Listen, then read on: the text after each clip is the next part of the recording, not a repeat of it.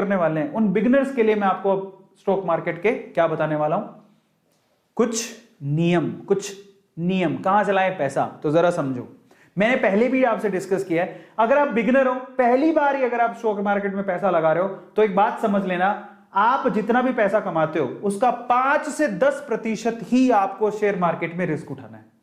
तो मैं आपको ये नहीं कह रहा हूं कि आपके पास बहुत सारा पैसा है तो आप सारा का सारा लगा दो, नहीं।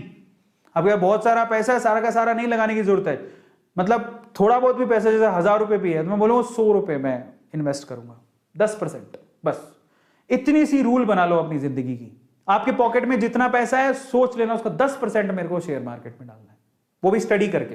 तो पहला रूल क्या है, don't want to put your whole money, नहीं, मैं इन्वेस्ट करूंगा 5 से 10%, that is of my income, जितना मेरे पास पैसा है उसका 5 से 10% ही मैं डालूंगा। पहला टिप, ठीक है, ज्यादा रिस्क नहीं उठाएंगे। दूसरा टिप क्या है, इन्वेस्ट करूंगा डिफरेंट कंपनीज में। ऐसा नहीं जो पैसा इकट्ठा हुआ तो मैंने एक ही कंपनी में सारा डाल दिया। कल को मान लो आपने पैसा इकट्ठा किया, 10,000 रुपए टोटल हो गए, तो 10,000 रुपए टोटल, अच्छा अरविंद सर ने बताया था हाँ हीरो मोटोकॉर्प बहुत अच्छी है, अरे हीरो मोटोकॉर्प के 2 शेयर भी नहीं आएंगे। बेटर है उन 10,000 को आप डिवाइड करो, 5 कंपनी सेलेक्ट करो और 5 कंपनी में 10,000 रुपए डालो आप। तो अगर कोई मुझसे पूछे कि मैं, अगर मेरे पास मान लो कि मैंने इकट्ठे किए 6 महीने में 10,000 रुपए, तो मैं ये 6 महीने में 10,000 रुपए, ऐसा नहीं कि मैं 10 के 10,000 रुपए एक ही कंपनी में डाल दूंगा, कभी नहीं करूंगा मैं ऐसा। अगर आपके पास 10,000 रुपए है तो आप उसको इन्वेस्ट करने के, आप क्या करना है, एटलीस्ट 4 या 5 कंपनी में अपने 10,000 रुपए डालो। उसमें से भी मैं क्या करता, सबसे पहले कोई ब्लू चिप वाला देखता कि जो मोस्ट एस्टेब्लिश कंपनी है उसमें डालूं, जो काफी समय से है, समझ रहे हो। तो मैं कोशिश करता कि मैं एक शेयर जो है किसका खरीदता, मैं एक शेयर इसका खरीदता, हिंदुस्तान यूनिलीवर का, HU का, 2500-2300 रुपए का एक शेयर आता है, बट ये रहा ब्लू चिप कंपनी है, बहुत ही सेफ है आपके लिए, बहुत सेफ है। या रिलायंस का खरीद लेता, ठीक है, रिलायंस इंडस्ट्रीज की बात कर रहा हूं, मुकेश अंबानी वाली। और भी है, इंफोसिस में ले लेता, TCS में ले लेता, ये मेरी ब्लू चिप, एक शेयर में उसका खरीद लेता। TCS का शेयर भी बहुत महंगा है बट ये ब्लू चिप कंपनी। फिर मैं क्या करता, इसके अलावा मैं क्या करता, बैंकिंग सेक्टर में लेता, कुछ बैंकिंग सेक्टर के शेयर ले लेता, ICICI कंपनी में ले लिए, ठीक है, या फिर HDFC में ले लिए, या फिर SBI में ले लिए। और भी है जो आपको अच्छी लगती हो, आपके घर में सबके अकाउंट किस में है जरा पता कर लो, उनमें आप ले सकते हो। ऐसे करके मैं अपने ना पोर्टफोलियो को डाइवर्सिफाई करता। मैं अपने 10,000 रुपए एक साथ ही किसी कंपनी में नहीं लगाता। This is rule number 2। याद रखोगे कि आपके पास जितना भी पैसा है उसको आप डाइवर्सिफाई करो, एक साथ एक ही कंपनी में मत लगाओ। तीसरा, कंपनीज जो कि रेपुटेटेड है, जिनकी हिस्ट्री बहुत अच्छी है, जिनको आप बरसों से जानते हो, बरसों से आपने देखा है, उन कंपनीज में पैसा लगाओ। इंडियन ऑयल कौन नहीं जानता, भारत पेट्रोलियम, इंडियन ऑयल, ये SBI, Tata Motors, Reliance industries, ONGC, ITC, Hindustan Unilever, HP, ये सारी कंपनियां लिस्टेड हैं। ऐसी कंपनी में पैसा लगाओ बेसिकली जो सेफ है, समझ रहे हो, जो बहुत सालों से चलती आ रही है, जो कभी बंद नहीं हो सकती। ये तीसरा नियम। चौथा नियम, इन्वेस्टमेंट ब्लाइंडली कभी मत करो।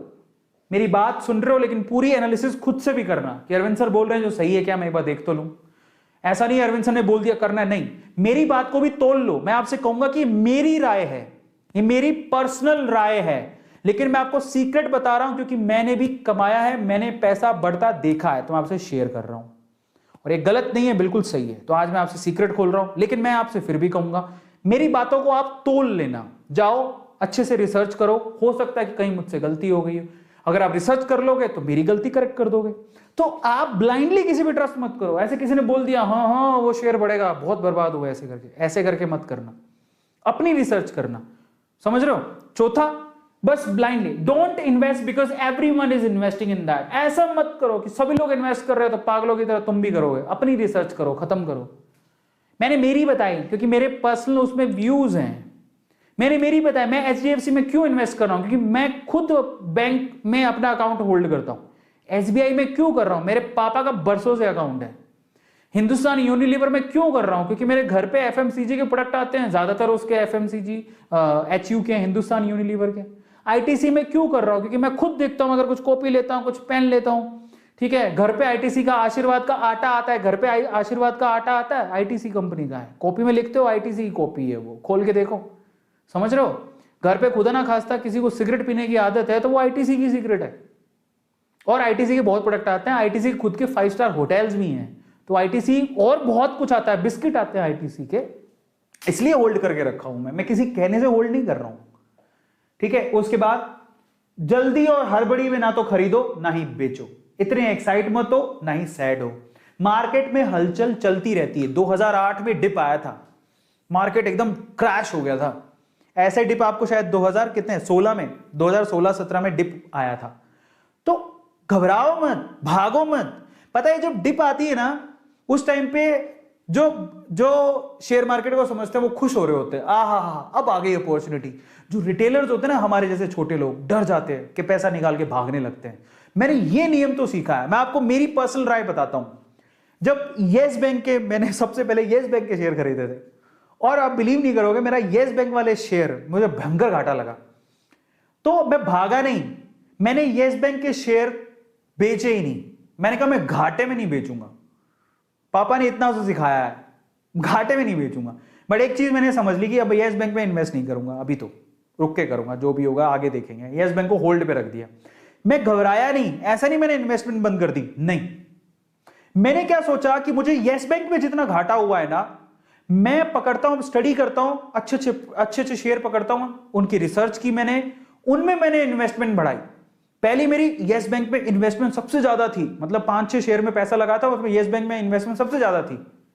मुझे दुख होने लगा कि मैंने इतना पैसा गवा दिया। बाद में मैंने क्या किया, आज मेरी जितनी इन्वेस्टमेंट है उसका मुश्किल से कोई 2% ही पैसा मैंने येस बैंक में लगा रखा है। पहले 50% था, मतलब पहले जितना मैंने पैसा लगा रखा था उसका 50% पैसा येस बैंक में लगा हुआ था। आज मेरा इतना बड़ा पोर्टफोलियो है कि उसका सिर्फ 2% पैसा ही येस बैंक में लगा हुआ है। तो हमें दुख नहीं होता, क्योंकि जितना मुझे घाटा हो रहा है उससे मैं 5 गुना ज्यादा कमा चुका हूं। Try to understand, learn the things, डरो मत, भागो मत। रिटेलर्स को भागना नहीं होता है, यहीं से तो बाकी लोग फायदा उठा जाते हैं और हम डर के भाग जाते हैं। ऐसा नहीं करना, तो डरने का नहीं। अब फाइनली आते हैं, अच्छे से रिसर्च कर लो। वॉरेन बफेट कहता है कि सारे प्रिंसिपल में मेन चीज ये है कि अच्छे से कंपनी की रिसर्च कर लो, फंडामेंटली स्ट्रॉन्ग है, सब कुछ अच्छा है, और सबसे इंपॉर्टेंट है जाओ पहले डीमेट अकाउंट खुलवाओ। बड़ी बड़ी बातें कर रहे हो, डीमेट अकाउंट है नहीं।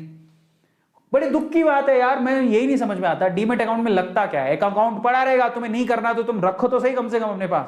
कल को मान लो कि शेयर मार्केट में डिप आती है, कोई आपको कहता है यार वो शेयर बहुत अच्छा है, कल को तो तुम्हारे पास डीमेट अकाउंट ही नहीं है, तुम कहां से करोगे शेयर मार्केट में इन्वेस्टमेंट। खुद का डीमेट अकाउंट ही नहीं है। Demat account is a necessary account अगर आप वाकई में फाइनेंशियली ग्रोथ करना चाहते हो। तो जाओ अपने नॉर्मल अकाउंट के साथ डीमेट अकाउंट भी खुलाओ, बहुत इंपॉर्टेंट है। सबसे पहला काम आपको यही करना है, कुछ भी शेयर वेयर में जाओ डीमेट अकाउंट खुलाओ। कुछ नहीं लगता, कई जगह पे तो फ्री में खुलता है, कई जगह पे 100 रुपए ले लेगा, कोई 200 रुपए लेगा। 100-200 रुपए में अकाउंट खुलती है तुम्हारी, जिसमें तुम्हें एक फ्रीडम मिलती है कि तुम जाके सीधे शेयर खरीद सकते हो घर पे बैठ के, कोई कहीं जाना ही नहीं है। तुम्हें क्या लगता है मुंबई जाना पड़ेगा क्या शेयर मार्केट में शेयर पैसा लगाने के लिए? नहीं, वो बातें नहीं रही, घर पे बैठ के सारा काम हो जाता है। सो जाओ, सबसे पहला काम तो यही करना है, तुम डीमेट अकाउंट खुलवाओ। डीमेट अकाउंट ही नहीं है आते ज्यादा, पूरी इंडिया में 4% लोग हैं जिनके डीमेट अकाउंट है, उनमें से भी बहुत सारे इनएक्टिव पड़े हैं, बंद पड़े हैं। जब आपके अकाउंट ही नहीं है तो तुम शेयर मार्केट में क्या सिर्फ पैसा लगाओगे? रखो तो सही अपने पास। कभी कभी मान लो जेब में 100 रुपया है, अकाउंट में पड़ा है, ठीक है, कहीं होता है ना कि अच्छा गिरता गया लास्ट में 200 रुपया रह गया, चलो महीने में 200 रुपये बच गए, वो 200 रुपये तुरंत ट्रांसफर करो डीमेट अकाउंट में, उससे शेयर खरीद लो।